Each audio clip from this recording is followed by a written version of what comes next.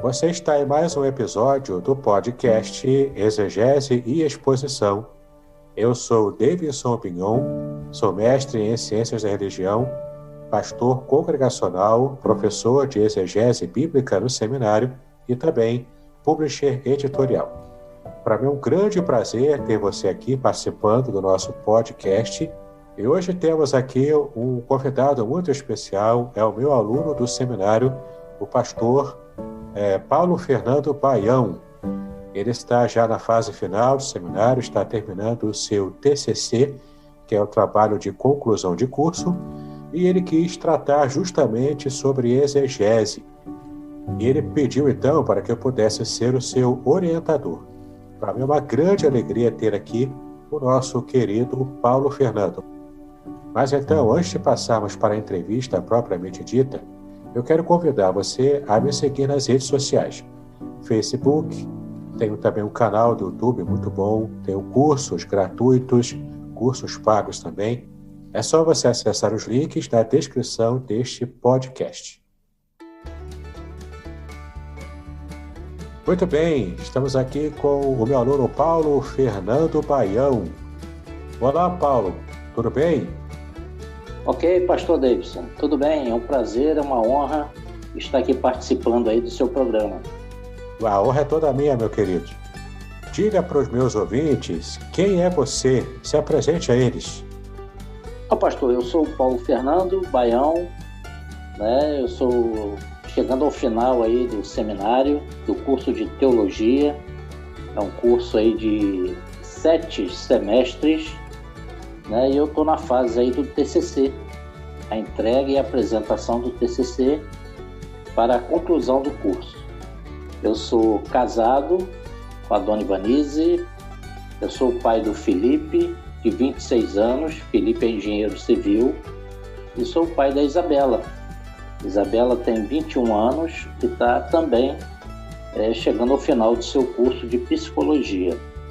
Eu, como profissão, eu sou caminhoneiro, motorista autônomo, e na parte eclesiástica, né, eu já estou à frente de uma congregação há 6 anos, né, trabalhando lá para a honra e glória do nosso Senhor e Salvador Jesus Cristo.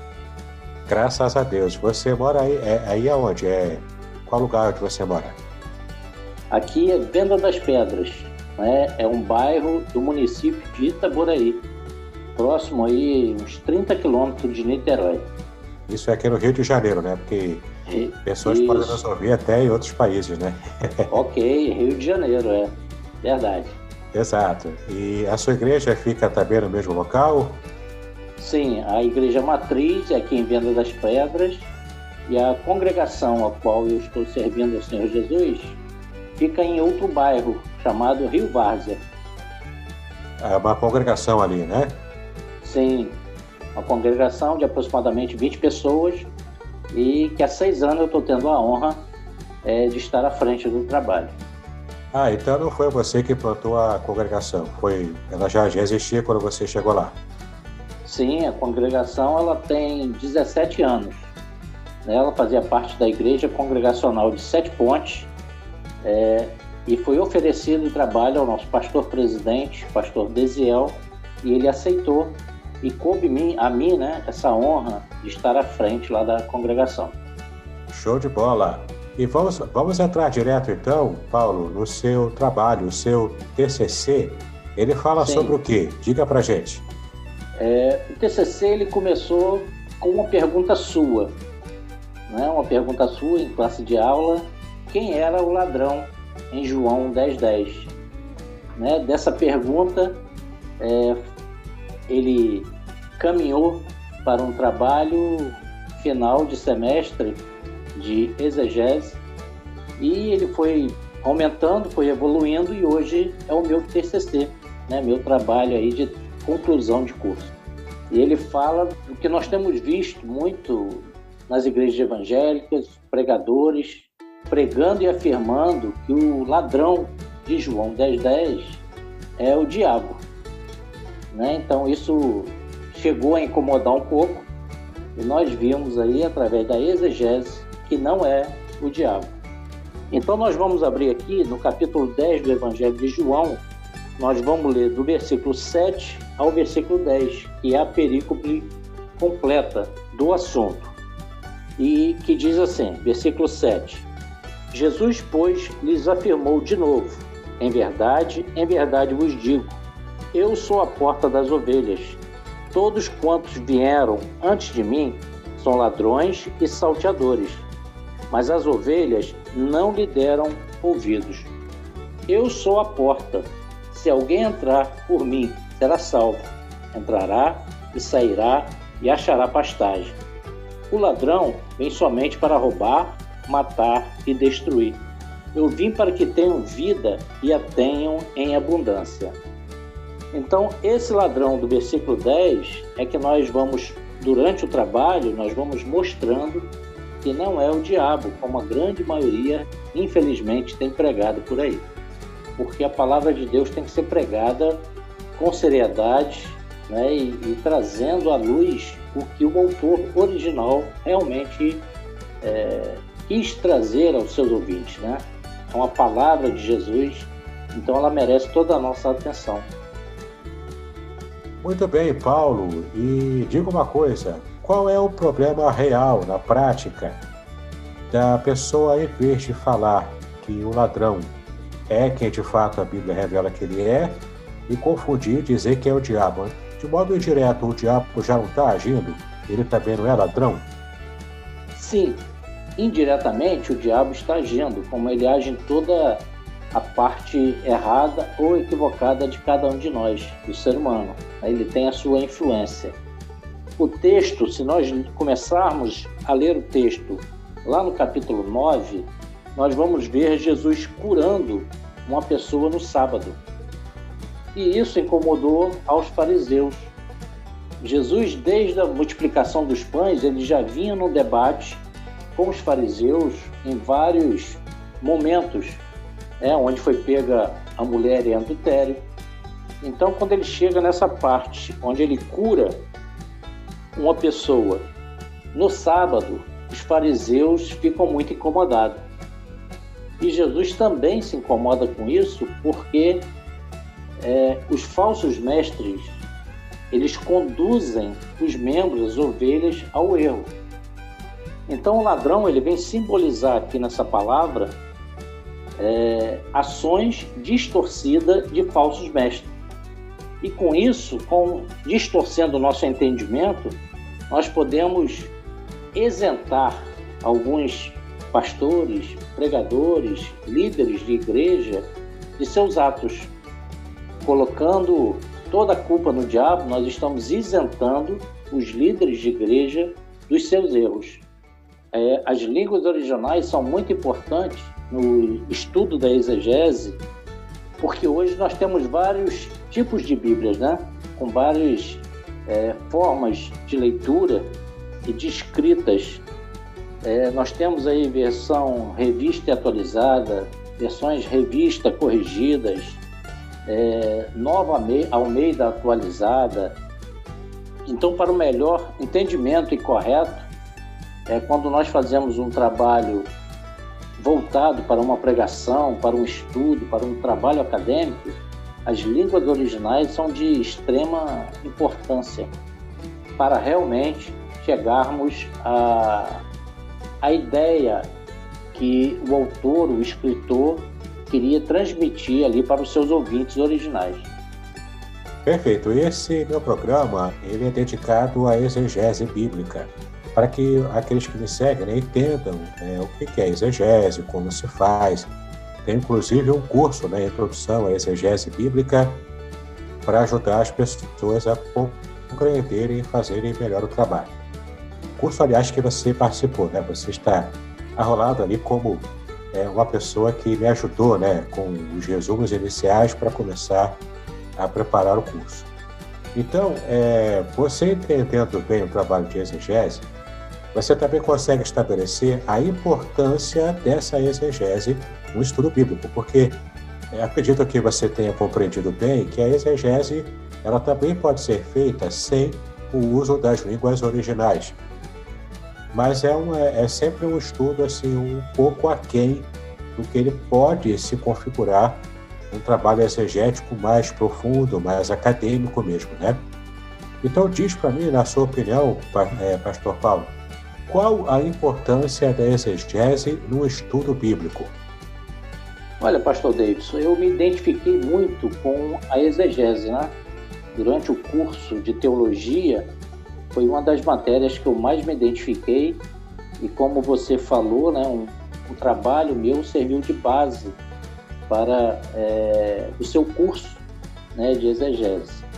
E a exegese, ela chega a ser quase uma necessidade, ela é uma necessidade para os pregadores, professores, os líderes, né, porque nós vamos desenvolver todo um trabalho nos dando a possibilidade de uma compreensão exata do sentido de um texto bíblico.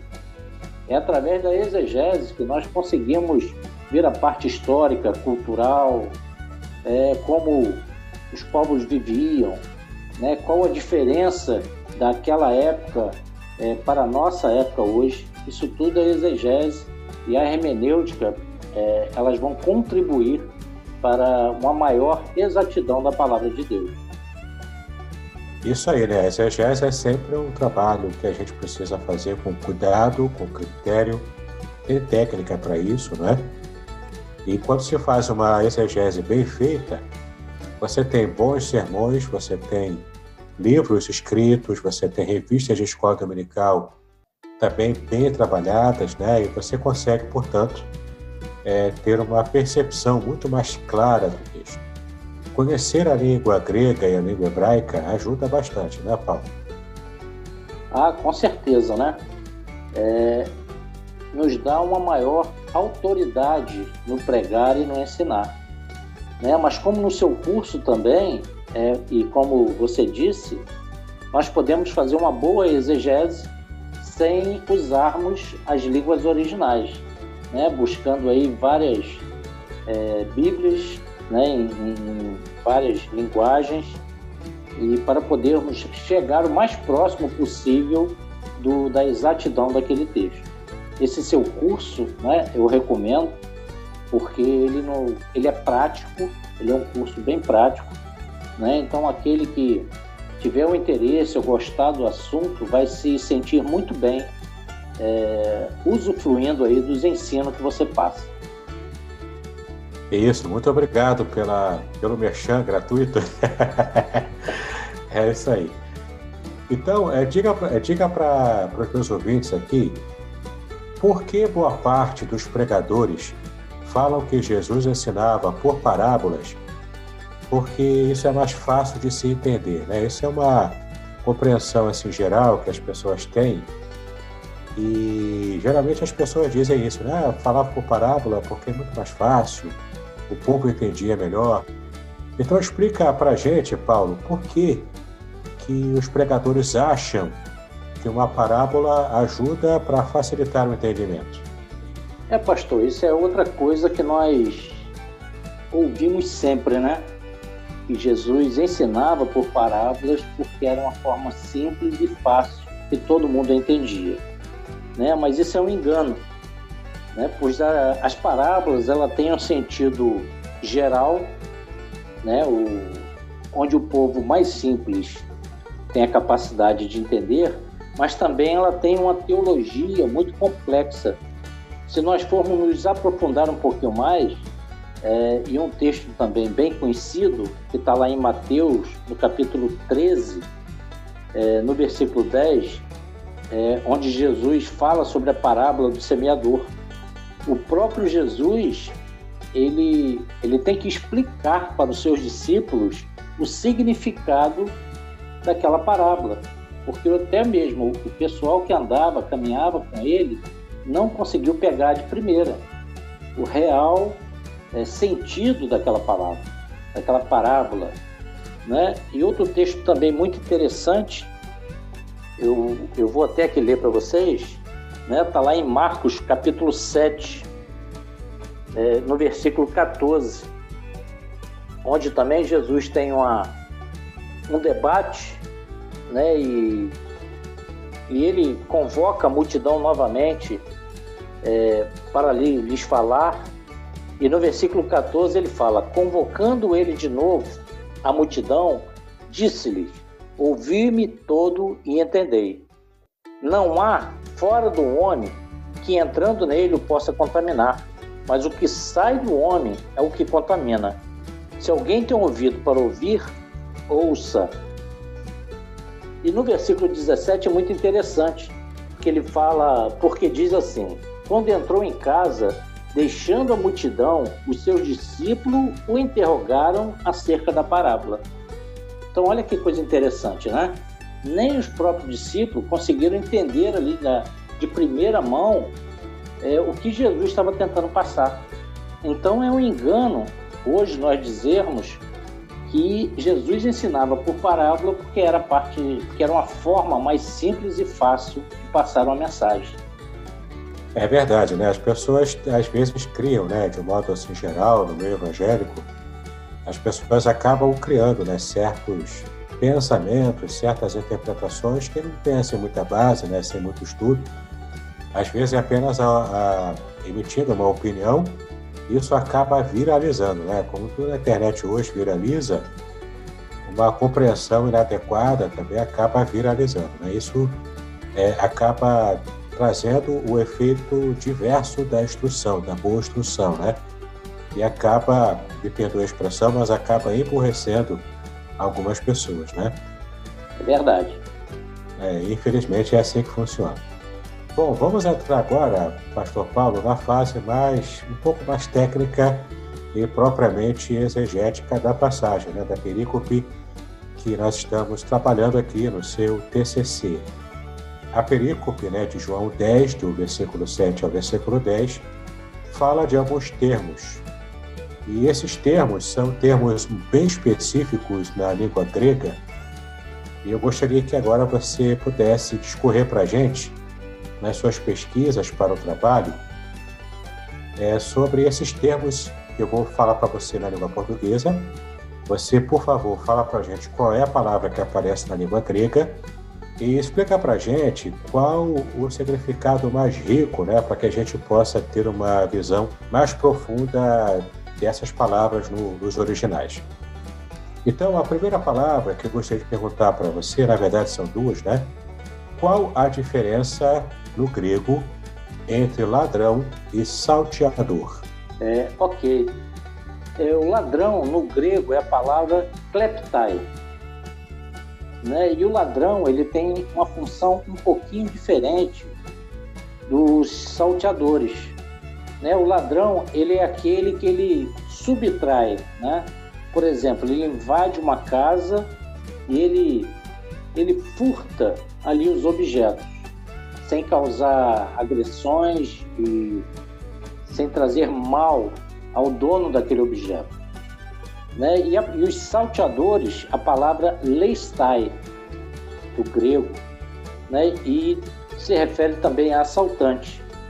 Estes, os salteadores, viviam no deserto e assaltavam os viajantes, usando de violência para com aqueles. Nós temos um exemplo aí na Bíblia, lá em Lucas, no capítulo 10, do bom samaritano, né? Onde aquele comerciante, aquela pessoa, estava passando pelo caminho e ele foi roubado e agredido fisicamente, ficando muito mal, né? Então ali se vê claramente a palavra lestai, né? Então essa diverge. No português, nós não percebemos muita essa diferença, né, entre ladrão, salteador, assaltante, mas no grego ela é bem frisada, né? Ela é bem marcada.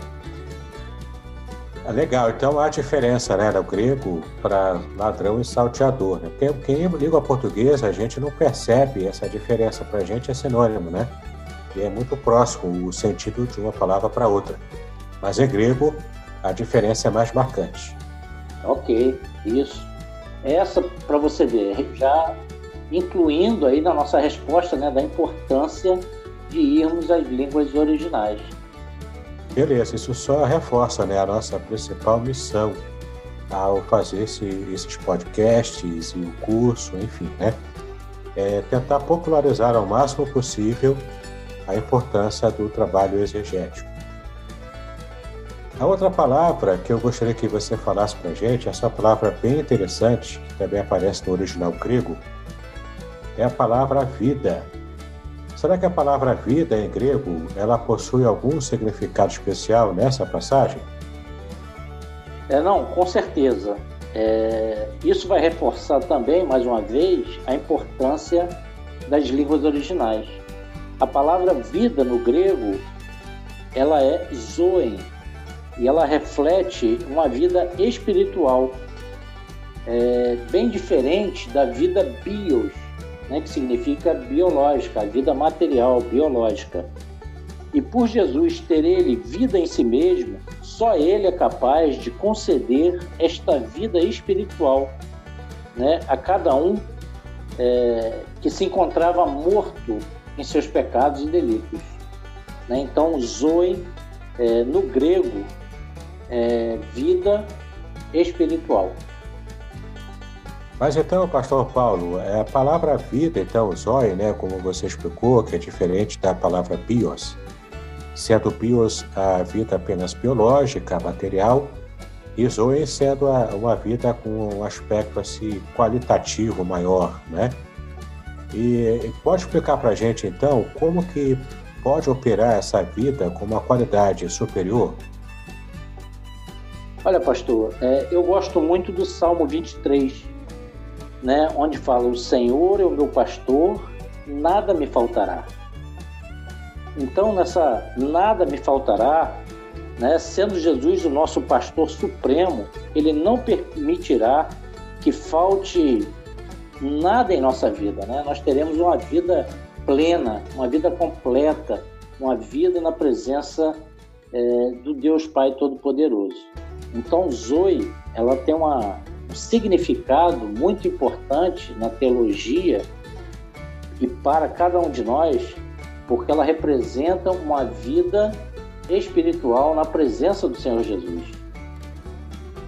É interessante, Paulo, que você fez a citação do Salmo 23, versículo 1, e me permita falar um pouquinho sobre o hebraico, né, como aparece nesse texto, que venha trazer uma luz mais interessante sobre o que nós estamos conversando aqui, né, sobre a vida abundante. Ok. De qualidade superior, né? No original em hebraico, no Salmo 23, versículo 1, diz assim: Yahweh roi lo ersar. Sendo Yahweh o tetragrama sagrado, né, que tem aquelas questões, né, de várias formas de se pronunciar. Até hoje o pessoal anda brigando, né, por causa disso. É verdade. Mas a questão aqui é que eu, por questões particulares, eu fiz a minha opção por falar Yahweh, né? Então, quando eu falar Yahweh, sempre quem me segue aqui no podcast sabe que quando eu me refiro ao tetragrama, eu falo Yahweh, né?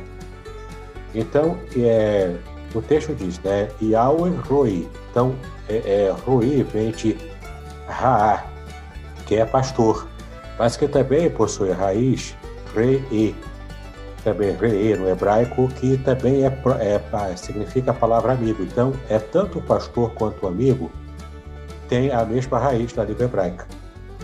Então, já traz essa ideia de não é apenas um pastor como profissão, mas é um pastor que está sinceramente interessado pela ovelha. Ele quer fazer parte desse universo da ovelha, não é? Por isso que ele é um pastor amoroso. O próprio Jesus, né, nessa mesma parábola aqui, ele se refere como bom pastor, né? Porque ele está fazendo uma ponte com essa ideia justamente do Salmo 23 e outras passagens também. Mas é interessante que o texto fala assim: o Senhor é o meu pastor, Yahweh é o meu pastor, não faltará, ou seja, nada do que eu preciso, nada do que é necessário para o meu bem-estar vai faltar, não vou sentir falta de nada, porque ele é o meu provedor, ele é perfeitamente o meu provedor, né? Essa é a ideia que aparece no original. Então, foi interessante essa ponte que você fez, para eu já passar novamente a palavra para você, porque ela mostra para nós o quanto esse Deus amoroso deseja de verdade nos dar uma vida além daquela que a gente vive aqui, essa vidinha, né? É uma vidinha tranquila, corriqueira, sem nenhum tipo de percalços ou problemas. Mas, na verdade, o Senhor está agindo, né, e nos abençoando com uma vida de qualidade superior. Essa é a ideia de zoen, do grego, né? Como você está explicando para a gente. É positivo, né? Zoen é mais do que nós podemos pensar ou imaginar, né? A vida em Jesus, ela é plena, completa, né? Então, fazendo esse link, né, com o Salmo 23, é o próprio Jesus dizendo lá no versículo 11 do capítulo 10 que ele é o bom pastor, né? Ele conduz as suas ovelhas. E há muito interessante essa parábola da perícope, né, de 7 a 10, que Jesus também se revela como a porta. Ele é a porta das ovelhas e ele também é o porteiro. E a porta, ela serve para quê? A porta, ela serve para dar acesso, né, a algum lugar ou impedir a passagem de alguém para esse determinado lugar. Então, em Jesus, nós temos o porteiro, que ele abre essa porta, ele dá esse acesso às ovelhas a um lugar de pastagem em abundância. Não é isso? Isso, perfeito, né? Aliás, essa palavra porta, né, que aparece nesse texto no original, traz bem essa ideia ele está dando a passagem, né? Ele não é apenas aquele que é o bom pastor, que cuida, né, que dá vida, mas ele é também aquele que se preocupa com a segurança da ovelha, né? Que leva a ovelha para fora, para as pastagens, para as águas, descanso, enfim. Ele é aquele que trabalha sempre em prol do bem-estar da sua ovelha. É muito interessante essa passagem, realmente. Podcast Exegese e Exposição. Exegese on demand para você.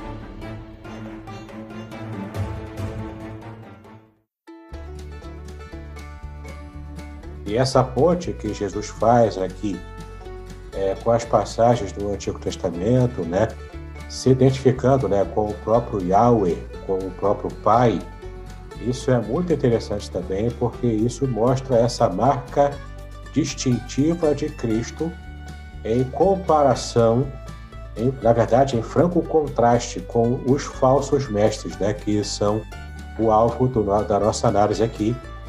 Não, é verdade, né? A intenção dos falsos mestres e hoje em dia dos falsos pastores, né, é justamente essa, a preocupação própria com ele próprio, né, não com as suas ovelhas. No texto em relevância, o texto em estudo, ele deixa bem claro que a preocupação do bom pastor é as ovelhas.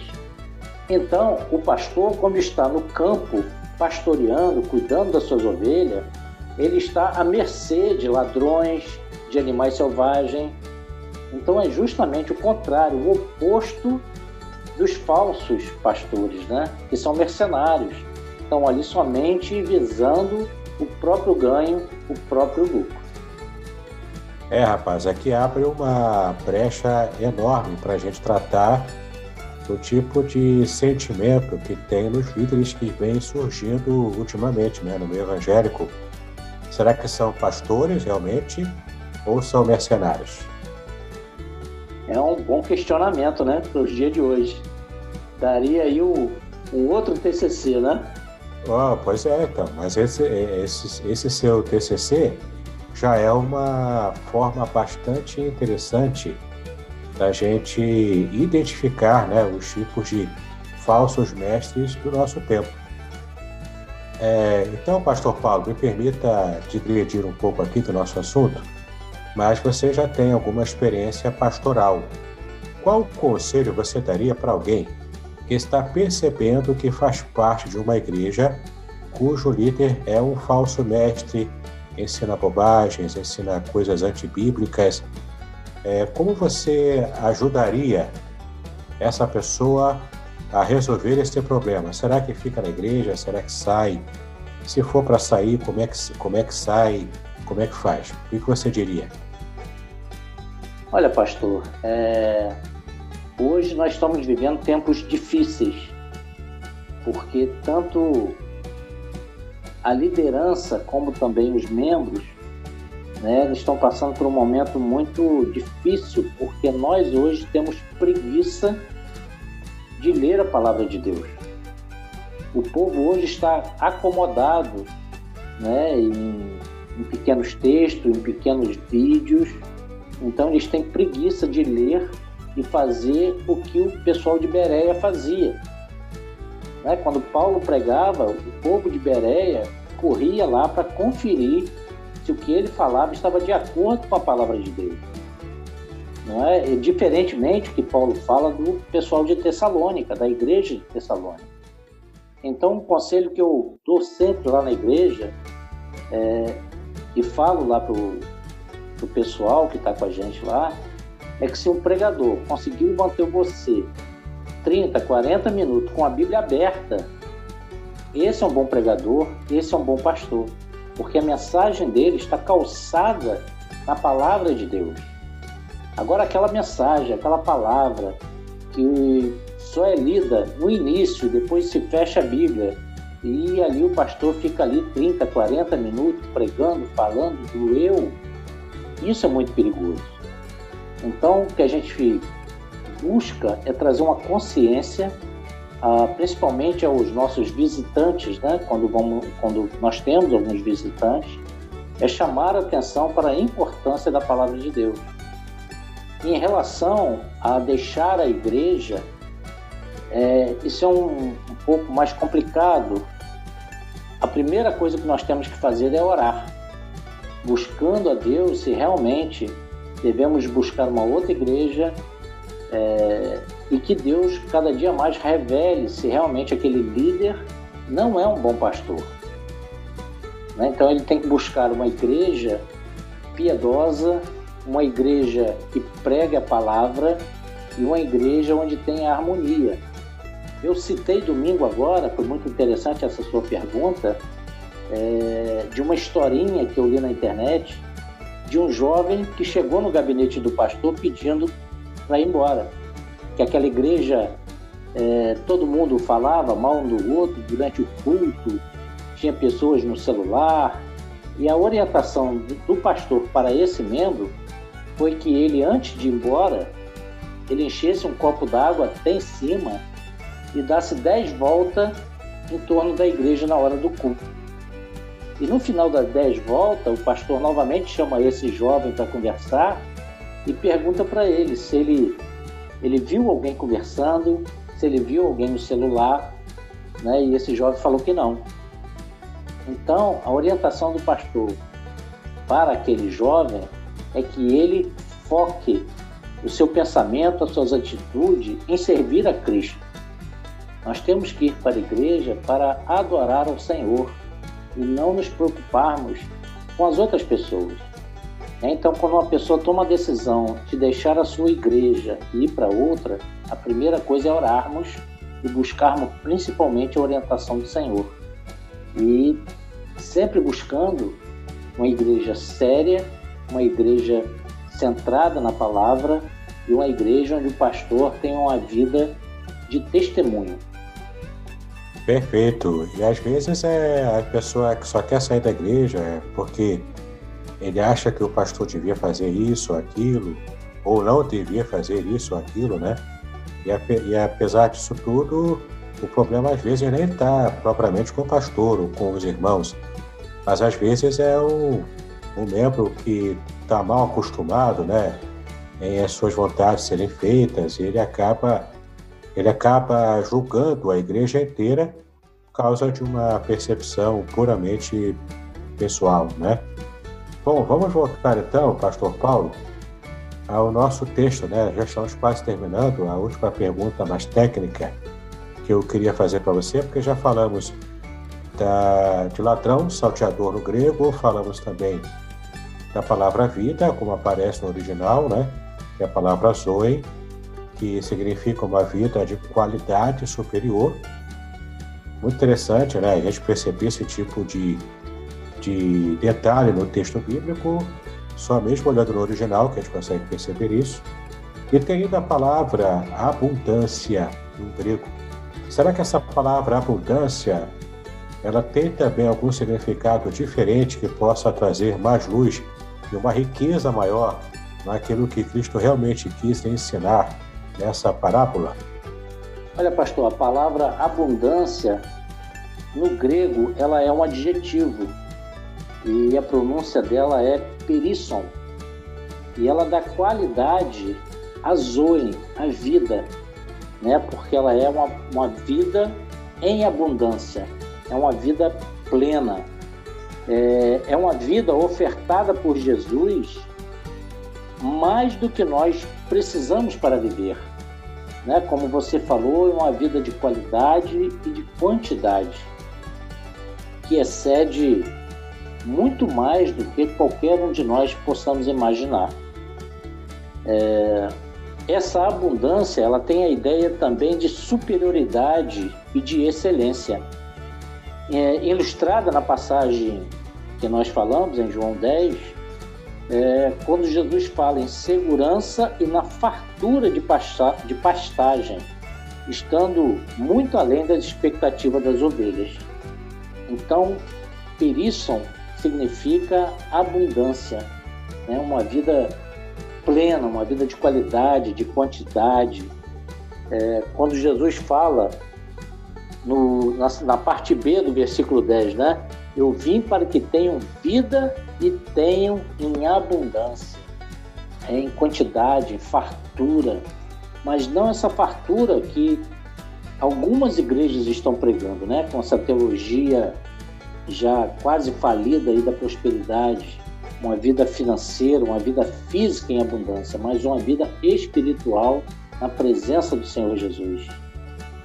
Exato, né? E é muito interessante a gente perceber que a palavra vida, zoe, no grego, traz essa ideia da vida com qualidade. Enquanto que a palavra perisson, também no grego, traz essa ideia de quantidade. Então, é uma vida de qualidade superior em grande quantidade, ou seja, é uma vida quantificável também.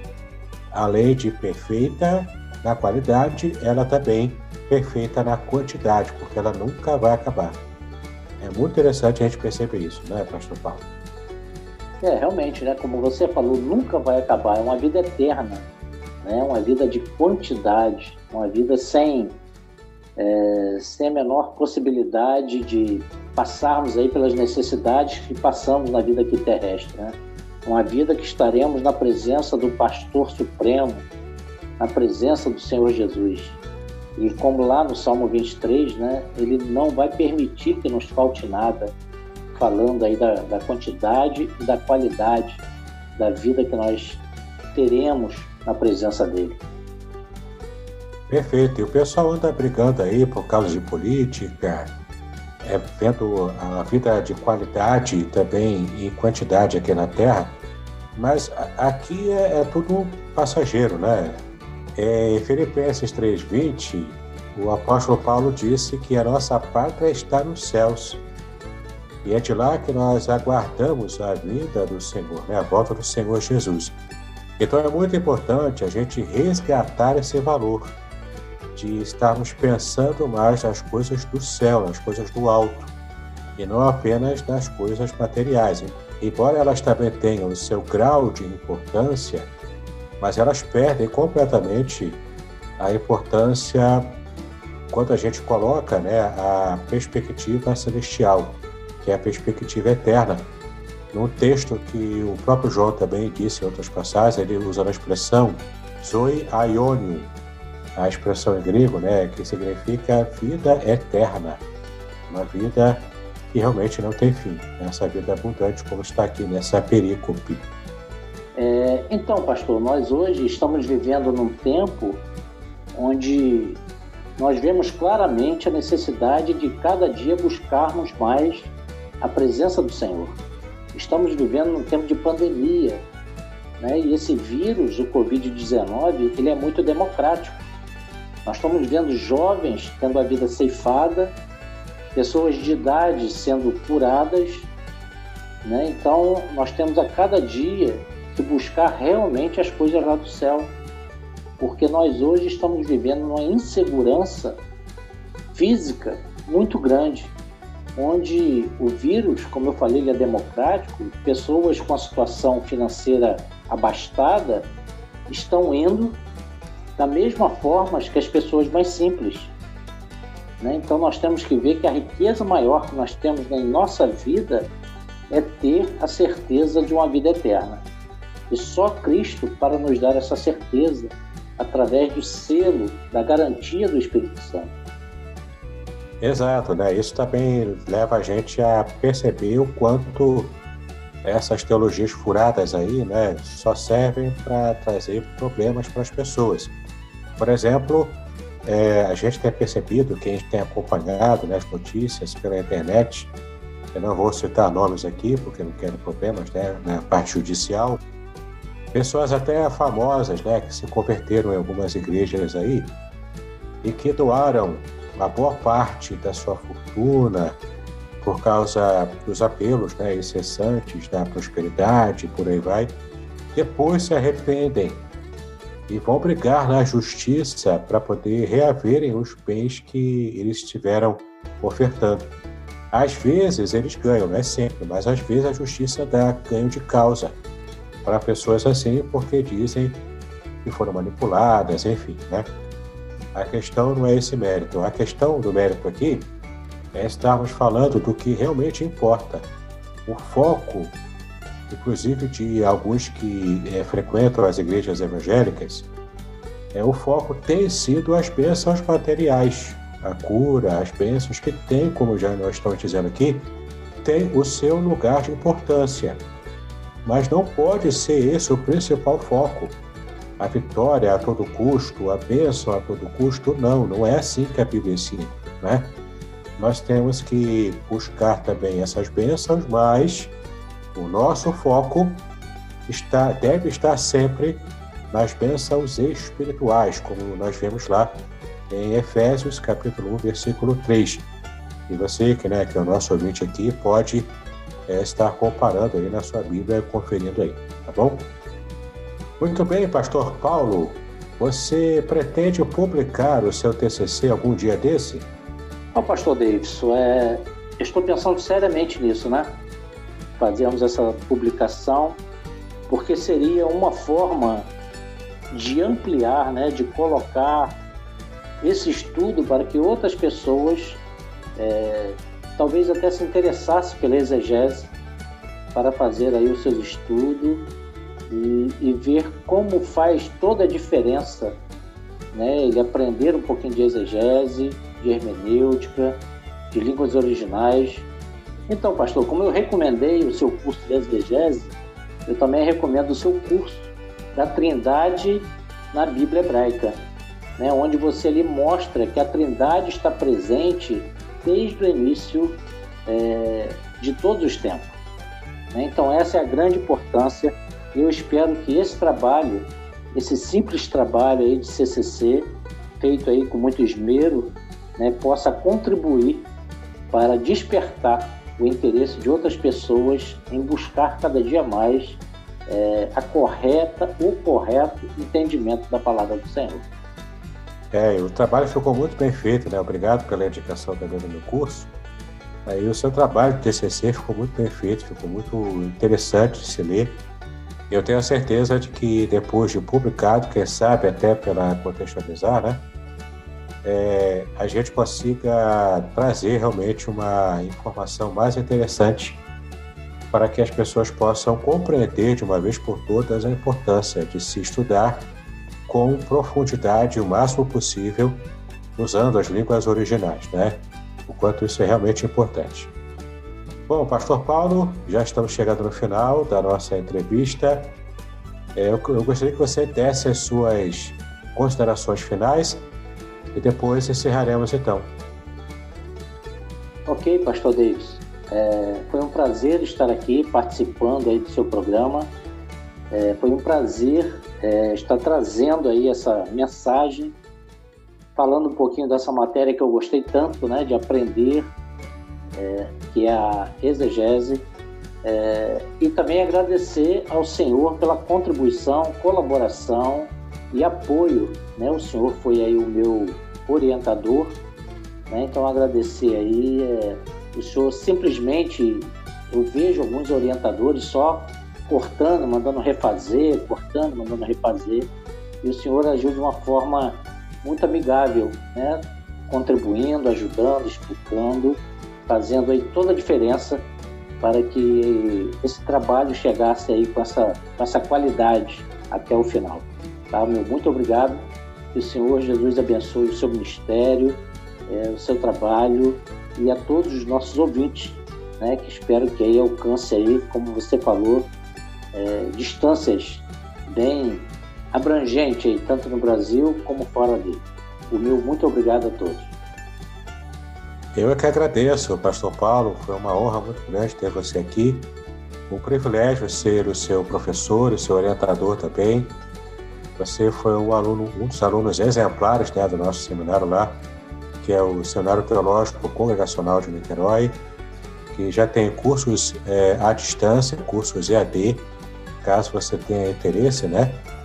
Você que me ouve aqui no podcast, é só fazer contato.